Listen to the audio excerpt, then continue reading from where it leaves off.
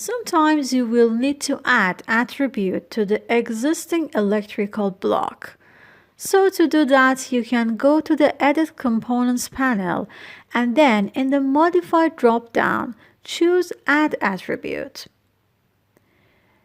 We will back to the command line and here you can see Select Object command.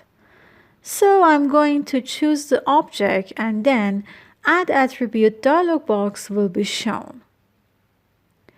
Here you can specify the name and the value and the other features of your new attribute. I'm going to type a name and specify a value for it. And then by choosing the OK button, I will be prompted to specify a location to place the new attribute. I click on the point that I want and then it is placed here.